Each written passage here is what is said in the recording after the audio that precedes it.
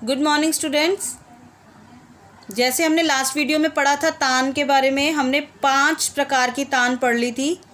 आज हमें उसके आगे कंटिन्यू करना है।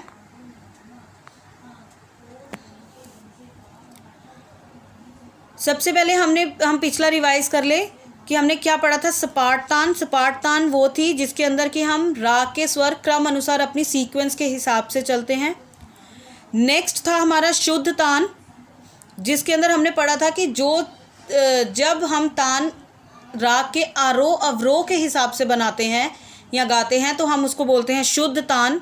कूट तान, जिसके अंदर हम स्वरों को क्रम अनुसार ना लेकर टेढ़े मेढ़े लेते हैं तो हम उसको बोलते हैं कूट तान।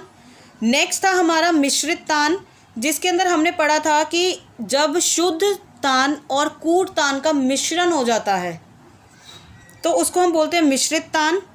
नेक्स्ट था अलंकारिक तान, जिसके अंदर हमने देखा था कि हम जब किसी भी तान को अलंकार के रूप से बोलते हैं, आ करके बोलते हैं, तो हम उसको कहते हैं अलंकारिक तान।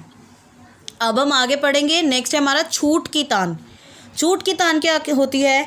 जब कोई भी तान झटके के साथ ऊपर या नीचे को आती है या जाती है या फिर नीचे से ऊपर की तरफ जाती है तो उसको हम कहते हैं छूट की तान। जो कहने का मतलब जब हम किसी भी चीज़ को एकदम से अचानक से छोड़ देते हैं, ठीक है, कोई भी चीज़ को अचानक छोड़ देते हैं, उसी प्रकार जब कोई भी तान झटके के साथ ऊपर से नीचे जाती है या नीचे से ऊपर जाती है तो उसको हम बोलते हैं छूट की तान। नेक्स्ट है हमारी दानेदार तान। जिन तानों में कण का प्रयोग होता है, अब आपको पता नहीं होगा कण क्या होता है। कण होता है जब हम जैसे हमने लास्ट टू लास्ट वीडियो में पढ़ा था मींड के बारे में, मैंने उसके अंदर आपको गमक के बारे में भी बताया था। उसी प्रकार कण भी होता है कि हम गले को हिलाकर उसके आगे पीछे के स्वरों को भी दिखाकर, गले को हिलाने में आगे पीछे के स्वरों को भी दिखाकर जब हम मेन स्वर पे आते हैं तो उसको हम कण कहते हैं। कहने का मतलब वो भी गाने की क्रिया होती है, गाने का स्टाइल होता है। जैसे गमक में गला हिलाना होता है, मींड में गले को लंबा खींच के हम स्वर को लेके जाते हैं, वैसे ही कण होता है। तो हम जिस तान के अंदर कण का प्रयोग करते हैं, कण ज़्यादा यूज़ करते हैं, उसको हम दानेदार तान कहते हैं। छूट की तान होगी जब हम झटके से तान को नीचे से ऊपर या ऊपर से नीचे लेके जाते हैं तो उसको छूट की तान कहते हैं। दानेदार तान, जिस तान में कण का प्रयोग होता है, उसको हम दानेदार तान कहते हैं।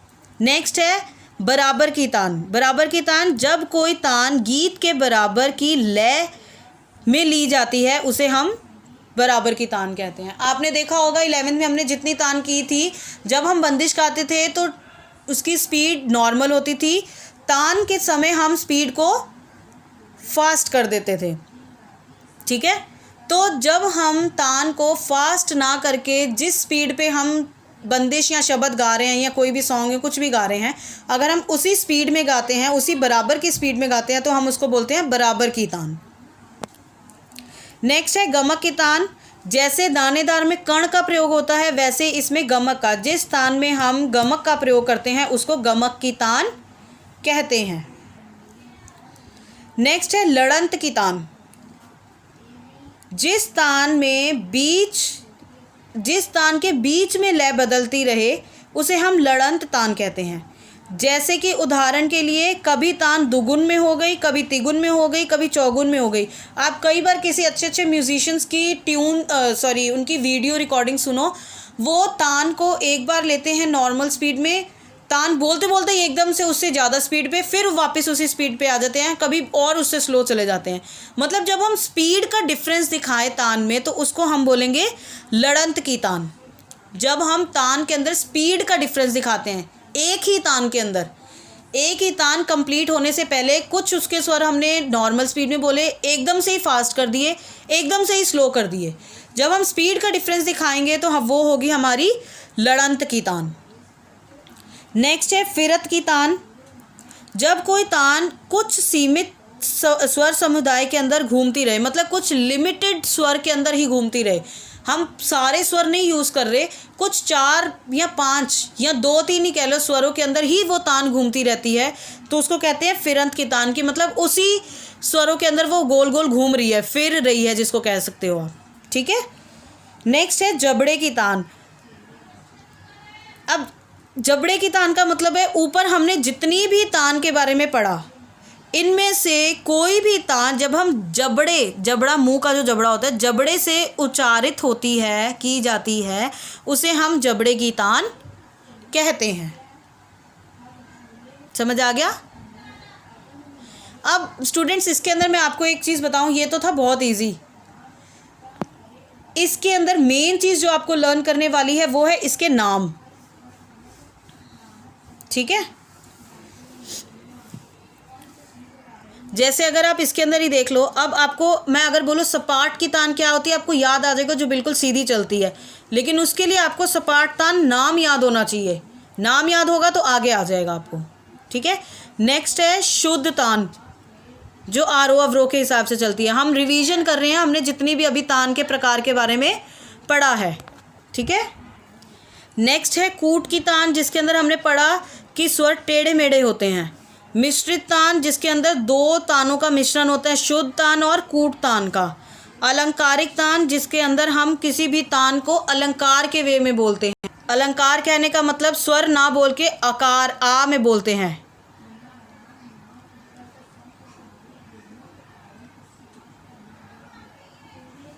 नेक्स्ट है छूट की तान, जब हम कोई भी तान को झटके से छोड़ देते हैं, ऊपर से नीचे लेके आते हैं, नीचे से ऊपर लेके जाते हैं, उसको कहते हैं छूट की तान। नेक्स्ट दानेदार तान, जिसके अंदर की कण का प्रयोग होता है। नेक्स्ट है बराबर की तान, जिसके अंदर है कि जब हम बंदिश की स्पीड में, लय में ही तान को ले लेते हैं, तो उसको हम बोलते हैं बराबर की तान। नेक्स्ट है गमक की तान, जिसके अंदर गमक का प्रयोग होता है। लड़ंत की तान, मतलब कि जिसके अंदर हम एक ही तान के अंदर लय को बदलते हैं। ठीक है, उसको बोलते हैं लड़ंत की तान। फिर है फिरत की तान, जिसके अंदर की 2 या 3 कुछ लिमिटेड स्वर के अंदर ही पूरी तान बनाते हैं। पूरे 7 स्वर या 6 स्वर नहीं यूज़ करते, कुछ लिमिटेड स्वर समुदाय स्वर के ग्रुप को ही यूज़ करते हैं बस। जबड़े की तान, ऊपर से जितनी मर्जी तान हो, जब हम इन सब तान का प्रयोग अगर हम जबड़े से करेंगे, मुंह के जबड़े से अगर प्रयोग करेंगे, तो हम इसका मतलब कौन सी तान बोल रहे हैं? जबड़े की तान। ठीक है, अब तान की डिफाइन लर्न अच्छे से तभी होगी जब आपको ये मेन इसके नेम्स लर्न होंगे। Okay students, this was all for today.